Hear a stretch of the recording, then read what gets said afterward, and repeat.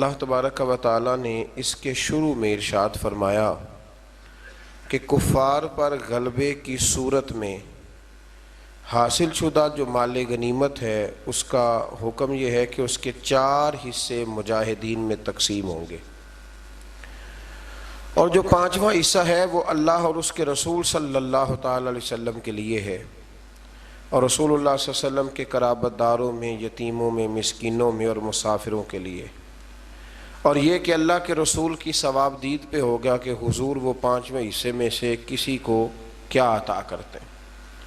میرے نبی کریم علیہ السلام نے کبھی بھی کسی شخص سے کسی چیز کا مطالبہ نہیں فرمایا، اور آپ نے سورہ شورا کی وہ آیت بڑی دفعہ سنی ہے کہ جب صحابہ نے عرض کیا تھا کہ یا رسول اللہ صلی اللہ علیہ وسلم کچھ پیش کرنا چاہتے ہیں، تو فرمایا لا اسألکم علیہ اجرا، میں تم سے کوئی اجر نہیں مانگتا الا المودۃ فی القربى، ہاں اگر کچھ کرنا ہے تو میرے قریبیوں سے پیار کرتے رہنا۔ لیکن اس پارے کے بالکل ابتدا میں اللہ نے ایک اصول وضع کیا ہے، ایک بات سمجھائی ہے ہمیں۔ وہ بات یہ سمجھائی ہے کہ مال غنیمت جب آئے گا، کفار کے علاقے، ان کے مال، ان کے باغات قبضے میں آئیں گے، تو 5واں حصہ حضور کی بارگاہ میں پیش کیا جائے گا۔ یہ جو کام ہوتا ہے نا دین کا، یہ ہمہ پہلو کام ہوتا ہے۔ اگر آپ کہیں کہ دین کا کام کرنے والا وقت نکال کے تجارت بھی کرے، کوئی نوکری بھی کرے، تو یہ ممکن نہیں ہوتا۔ نبی کریم صلی اللہ علیہ وسلم اعلان نبوت سے پہلے تجارت فرماتے تھے، لیکن بعد میں تو آپ کو وقت دینا پڑتا ہے نا ایک پورا۔ تو پھر صحابہ کیا کرتے تھے کہ مال غنیمت کا 5واں حصہ اللہ کے حکم کے مطابق حضور کی بارگاہ میں بطور نذرانہ پیش کرتے صلی اللہ تعالی علیہ وسلم۔ آج بھی کچھ لوگوں کو یہ دشواری بہت زیادہ ہوتی ہے، بہت زیادہ، کہ دیندار لوگ جو ہیں ان کی تنخواہیں کیوں ہیں، تراویح پڑھانے والے حافظ کی خدمت کیوں کی جا رہی ہے۔ مجھے پچھلے سال ایک دوست نے بتایا کہ ہم نے مسجد میں اعلان کیا ہے کہ قاری صاحب جو قرآن شریف سنا رہے ہیں تو ان کی خدمت کرنی ہے، تو سارے حضرات اس میں تعاون کریں۔ تو ایک صاحب کہنے لگے جی اب یہ قرآن سنا کے بھی پیسے لیں گے؟ تو آپ یہ اندازہ فرمائیں کہ قوم کا مزاج کس طرح کا ہے، یعنی قرآن سنانے والا پھر حضرت جبریل ہی ہو سکتے ہیں جو نہ روٹی کھائیں گے اور نہ کپڑے پہنیں گے، نہ ان کے بچے ہوں گے، یہی ہو سکتا ہے، پھر اس کے علاوہ تو کچھ ممکن ہے۔ ہاں تراویح کی اجرت طے کرنا منع ہے، لیکن یہ عجیب معاملہ ہے نا کہ میں خود روٹی کھاؤں اور میں کہوں کہ وہ فلانا کیوں کھائے، تو یہ معاملہ درست نہیں ہے۔ تو اس میں اللہ نے ایک اصول بیان کر دیا کہ 5واں حصہ تم میرے محبوب کی بارگاہ میں نذرانے کے طور پر پیش کرو گے، پھر میرے محبوب کی مرضی ہے وہ رشتہ داروں پہ خرچ کریں، قریبیوں پہ خرچ کریں، یا حضور کا جہاں دل کرے حضور سے خرچ کرے۔ اللہ تعالیٰ توفیق عطا فرمائے۔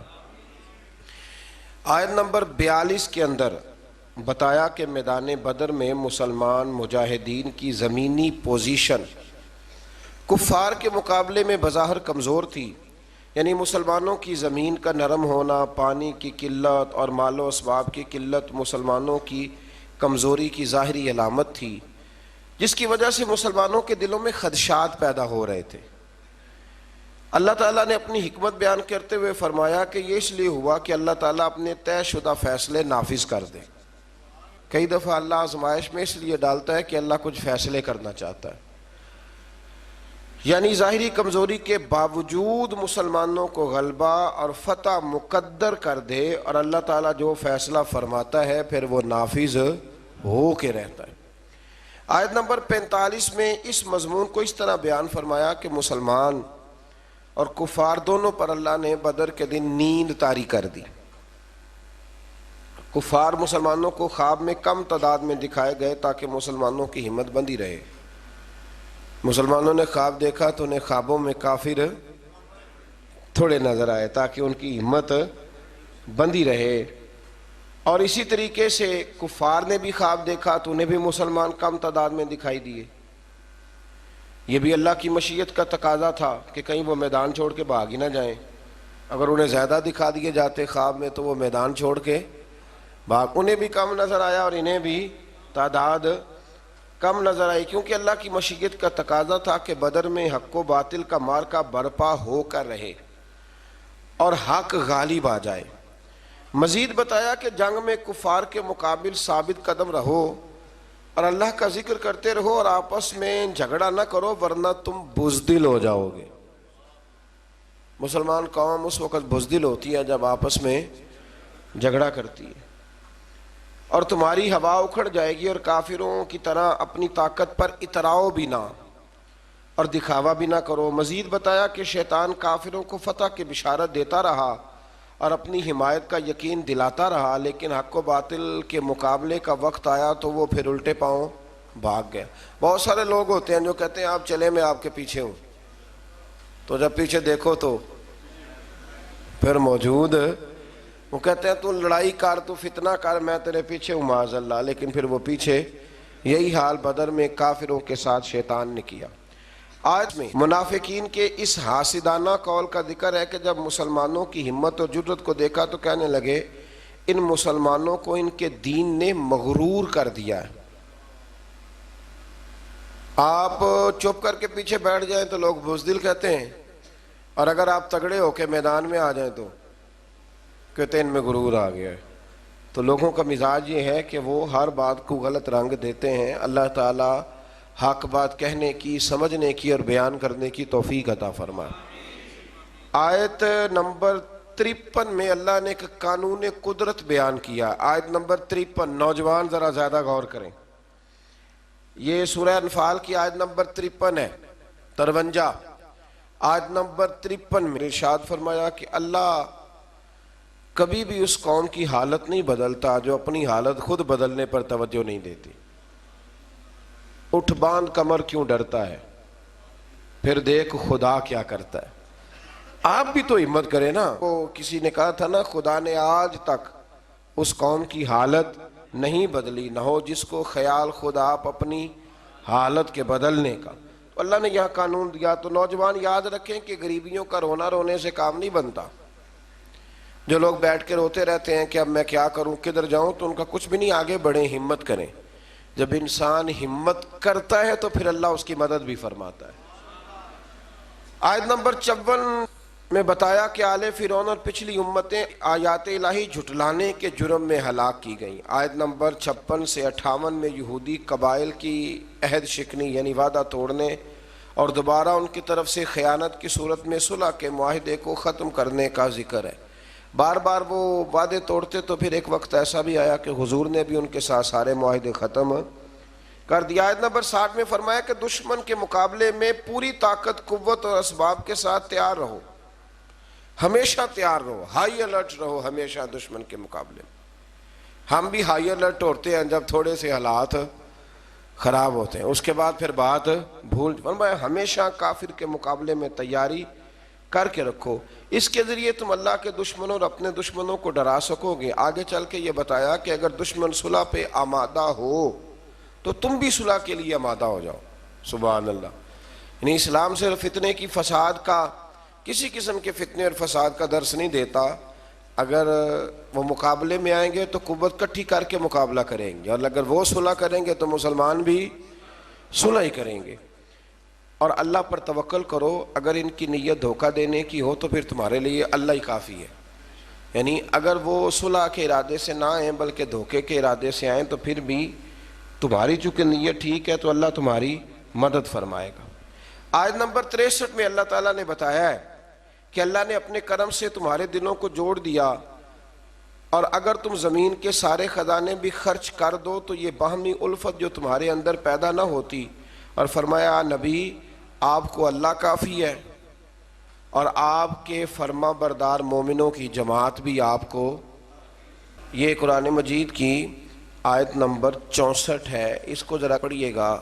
یہ لوگ جنہوں نے لکھا ہوتا ہے کہ صرف اللہ ہی کافی ہے، لکھا ہوتا ہے نا میرے لیے، یعنی ٹیوٹے میں بیٹھ کے سفر کر رہے ہیں، ہائیس میں بیٹھے ہوئے لکھا کہ اللہ ہی، بھئی اللہ ہی کافی ہے، لیکن اس کا مطلب یہ نہیں کہ باقی کسی اور کی، جن کو اللہ نے پیدا فرمایا، جنہیں اللہ نے قوتیں دیں۔ یہ آیت دیکھیے، ارشاد فرمایا یا ایھا النبی حسبک اللہ، اے نبی آپ کے لیے اللہ کافی ہے، اور ساتھ فوراً ہی آگے بیان فرمایا، فوراً وَمَنِ اتَّبَعَكَ مِنَ الْمُؤْمِنِينَ، اور جو آپ کی اتباع کرنے والے مومن ہیں وہ بھی آپ کے لیے کافی، مومن بھی اور اللہ بھی۔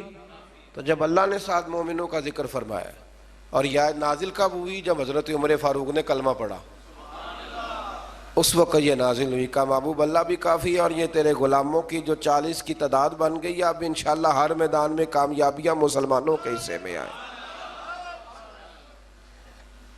اسی طرح سے آیت نمبر 65 میں نبی کریم صلی اللہ علیہ وسلم کو حکم ہوا کہ مومنوں کو جہاد پر ابھاریے، تیار کیجیے۔ اللہ تعالیٰ 10 گنا تعداد پر مشتمل کافروں پر فتح عطا فرمائے گا۔ پھر بعد میں جب مسلمانوں میں کمزوری آئی تو فرمایا اللہ تمہیں دشمنوں کی دگنی تعداد پر فتح فرمائے گا۔ آیت نمبر 72 میں بتایا کہ جان و مال سے اللہ کی راہ میں جہاد کرنے والے مومنین، مہاجرین اور انصار صحابہ کرام ایک دوسرے کے دوست ہیں۔ جہاد کرنے والے جانوں اور مالوں سے یہ ایک دوسرے کے دوست ہیں، اور یہی سچے اور پکے مومن ہیں، اور ان کے لیے مغفرت ہے اور عزت والی روزی ہے۔ اسی طرح کفار بھی ایک دوسرے کے دوست ہیں۔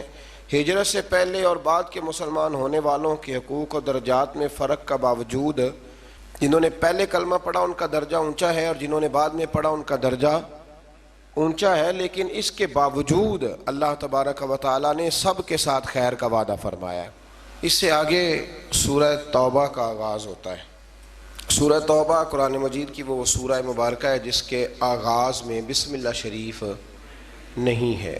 اس کی کئی وجوہات مفسرین کرام نے بیان فرمائی ہے۔ ایک وجہ تو یہ بیان کی گئی ہے کہ اس میں تسلسل ہے سورہ انفال کے مضامین کا، وہی مضامین چونکہ چلے آ رہے تھے اس لیے اس کے اندر اس کو بیان نہیں کیا گیا۔ اور ایک بات یہ ہے کہ اس کے شروع میں اللہ تعالیٰ نے کافر اور مشرک سے اپنی برات کا اعلان فرمایا، کیونکہ بات جلال کی ہو رہی تھی اس لیے بسم اللہ شریف کو شامل نہیں کیا گیا۔ اس صورت کی پہلی آیت میں مشرکین عرب سے برات کا اعلان کرتے ہوئے انہیں مسلمانوں سے فیصلہ کن جنگ کرنے یا اسلام قبول کرنے کے لیے 4 مہینوں کا ٹائم دیا گیا۔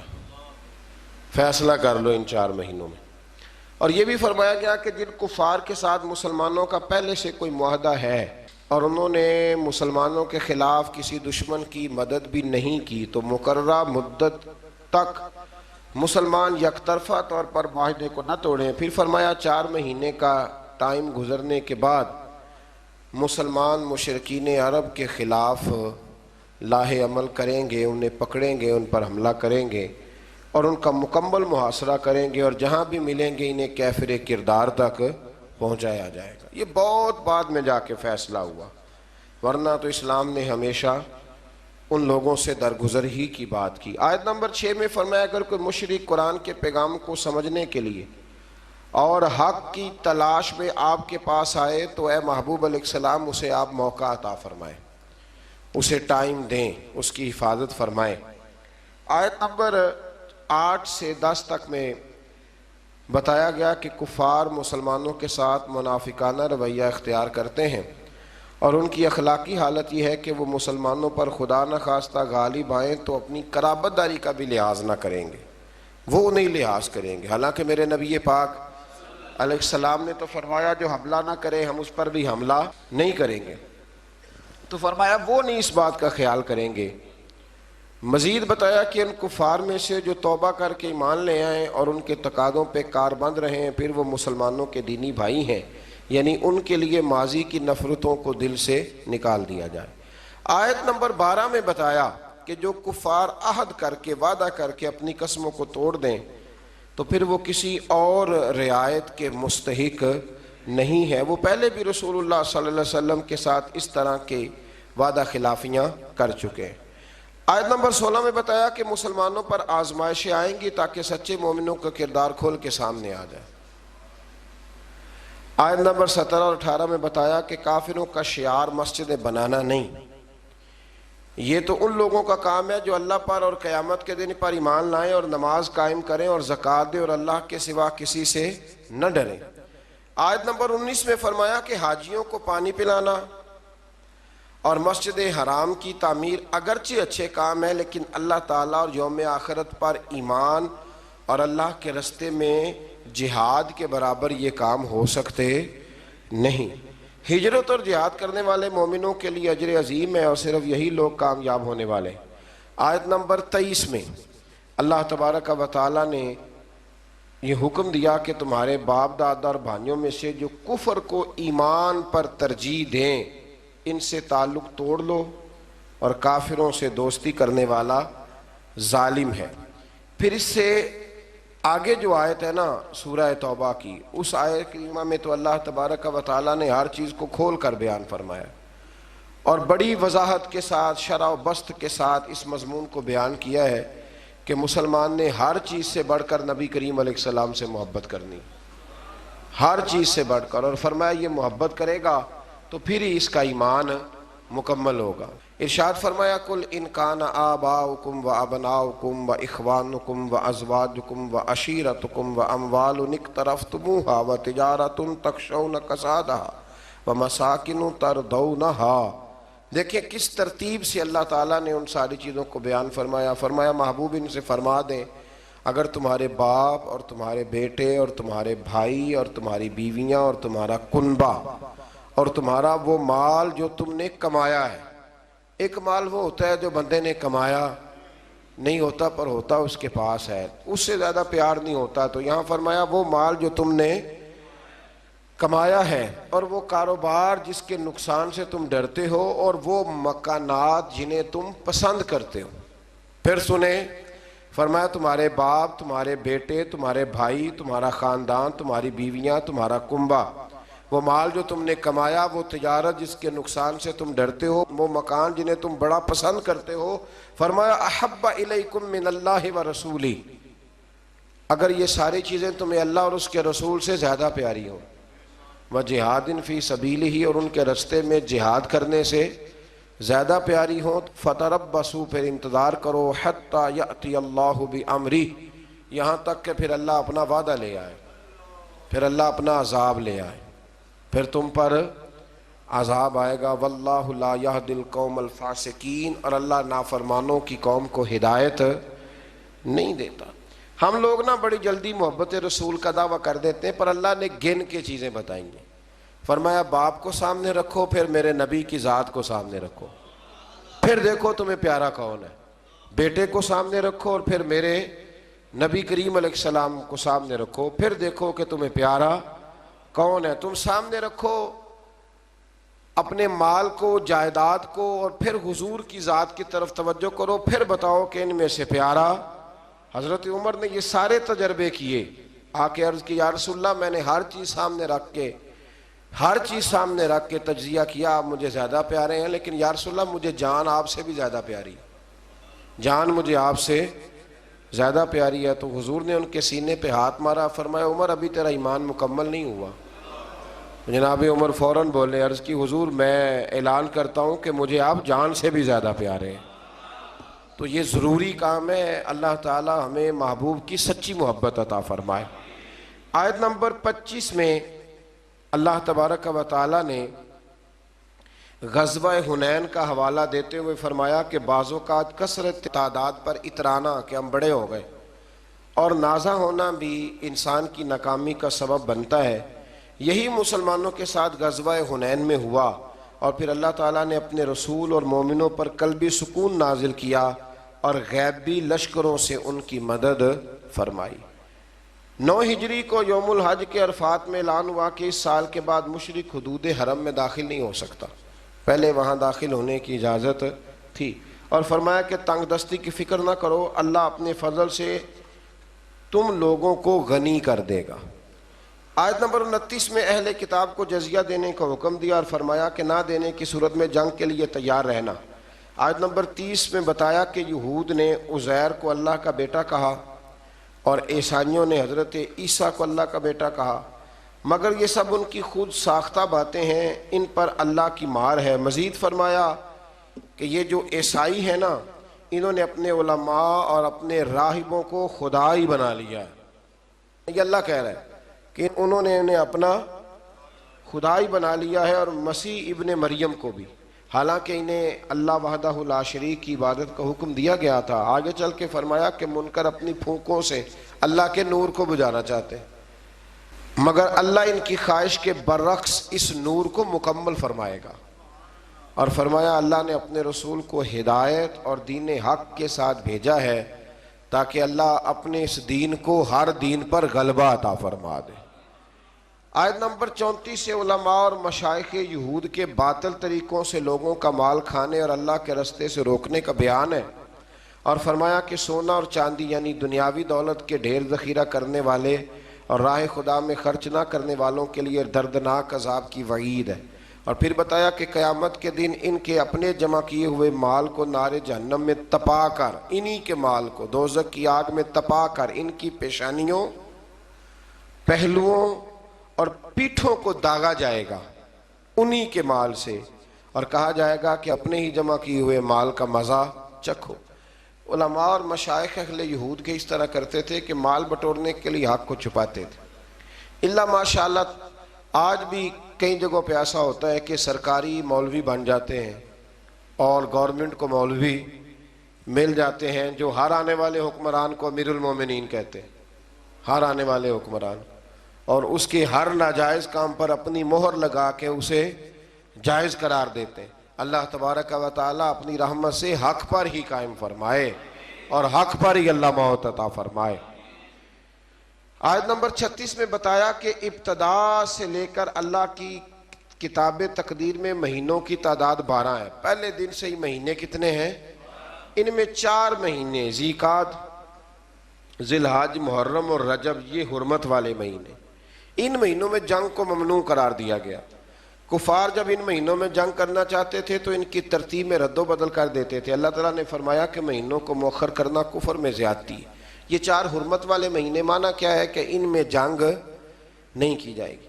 آیت نمبر 38 اور 39 میں فرمایا کہ جب جہاد کے لیے نفیر عام ہو جائے تو سستی نہ کرنا چاہیے، اور جو ایسا کرے گا اس کے لیے عذاب علیم ہے، اور تم یہ مت سمجھنا کہ جہاد کا فریضہ صرف تم پر موقوف ہے، تم نہیں کرو گے تو اللہ تمہاری جگہ کسی اور قوم کو لائے گا اور تم کو اس سے بالکل نقصان نہیں پہنچا سکتے۔ آیت نمبر 40 میں سفر ہجرت کے موقع پر غار ثور میں حضرت ابوبکر صدیق رضی اللہ تعالیٰ عنہ کی رفاقت خاص کو ایک شان امتیازی کے ساتھ بتایا ہے، اور اس آیت میں 6 مختلف انداز میں سیدنا صدیق اکبر کا ذکر ہوا ہے۔